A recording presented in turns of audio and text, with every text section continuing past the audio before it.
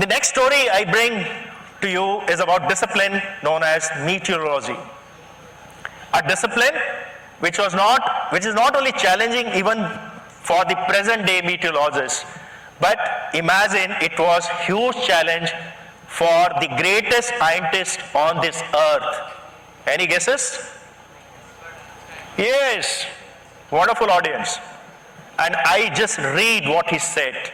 He said, my first profession was meteorology, but I couldn't cope up with the uncertainties associated with it and had to switch to physics. Albert Einstein had option to switch over, but Rajiv was in a catch-22 situation because while he joined Indian Air Force, he had taken oath on commissioning that he is going to serve the country with honor and pride. So he had to move on. The real situation came to light when I landed up in my first field posting, Agra, generally mischievously known as Agra by our young officers of Indian Air Force. And the young pilot officer Rajiv within no time realized that it is not of importance to top the Air Force Staff College at Coimbatore, because unless you meet the military aviation needs, which are very specific and very delicate actually. So I had no option but to carry on. Well, the task was difficult. The task was difficult for two reasons. The first reason was to issue accurate weather forecast for the flying machines which were really vulnerable because of their vintage value and high speeds, and that too with the limited inputs available to you as a forecaster, and also the tools, the primitive tools, the processes available to you as a weatherman in Indian Air Force at that time in 1987. But the second reason was bigger and more challenging, and that reason, ladies and gentlemen, was facing the audience every day in the mass briefing. And you know what kind of audience? 300 air crew, the pilots, the signalers, ATC officers, and so on. How to face them in case your forecast has gone wrong the previous day. Imagine. So there was always some kind of, manthan going on initial 1 or 2 months in my life when I joined Agra, and I had perhaps two choices when it came to my profession. Either to adopt the defensive forecast approach to save my skin later. But the problem here was that in this bargain, I will create a lot of opportunity losses for my stakeholders, that is pilots, if they cannot fly just because I want to keep the safe margins. The second choice was to have an assertive approach, no matter how risk heavy, with hardly any safer margins.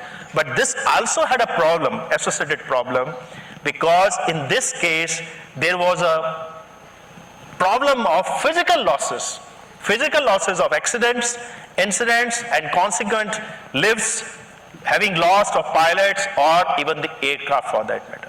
But I still chose the second option, the later option. The courtesy was my own first mentor, late Group Captain Ashok Nanavati, who always used to looks tall in the crowd and was actually, became my role model when it came to the style of forecasting. So I kept on giving customized, tailor-specific forecasts for the aviation needs, no matter how risky.